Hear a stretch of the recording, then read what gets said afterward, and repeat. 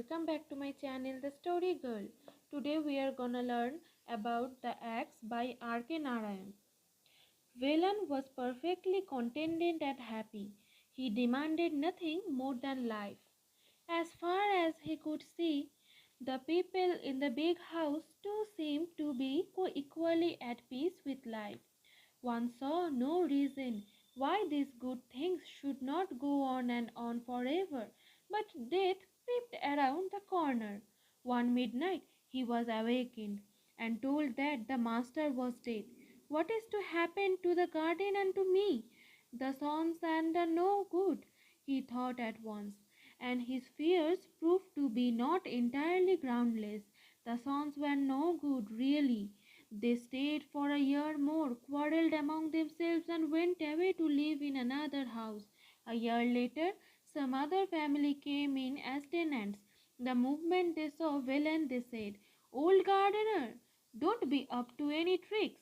We know the sort you are. We will sack you if you don't behave yourself." Velen found life intolerable. These peoples had no regard for a garden. Fortune, however, soon favored him. The tenants left. The house was locked up for a few years.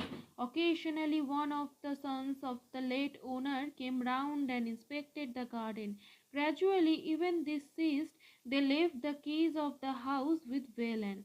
Occasionally, a prospective tenant came down, had the house opened, and went away after remarking that it was in ruins. A year later, another tenant came, and then another, and then a third. No one remained for more than a few months, and then the house acquired the reputation of being haunted.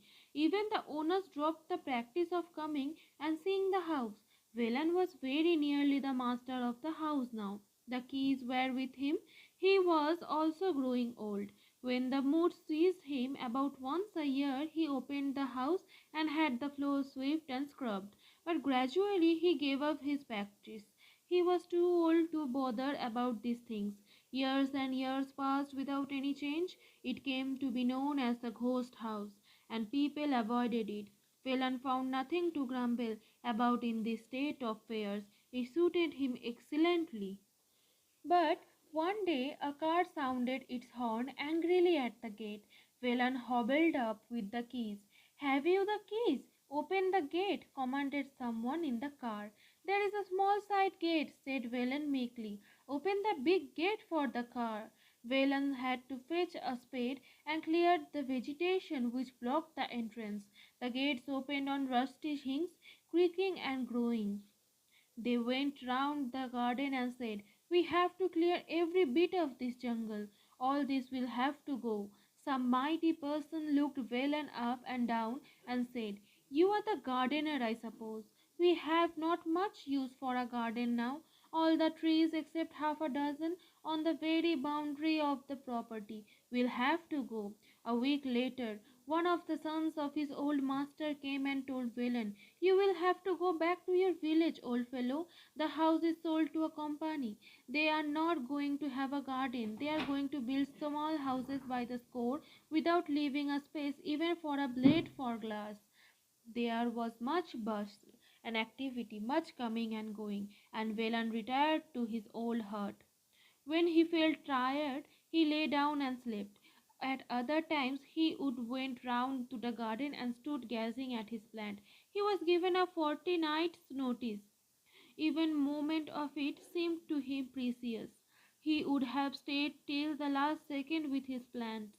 The sound of an axe which stirred him out of his afternoon nap. It was just 2 days after he was given the notice. The dull noise of a blade meeting a tough surface reached his ears. He got up and rushed out. He saw 4 men hacking a massive trunk of the old margarosa tree. He let out a scream. "Stop that!" He took his staff and rushed at the house who were hacking, were easily avoided the blow of aim. "What is the matter?" they asked. Velan wept. "This is my child. I planted it. I saw it grow. I loved it. Don't cut it down." "But it is the company's orders. What can we do?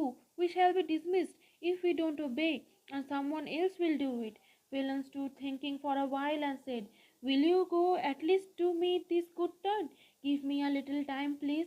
I will bundle up my clothes and go away. After I am gone, do what you like. They laid down their axes and waited. Presently, Velan came out of his hut with a bundle of his head.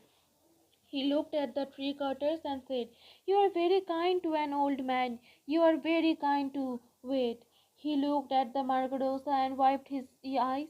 "Brother, don't start cutting till I am really gone far, far away." The three cutters squatted on the ground and watched the old man go.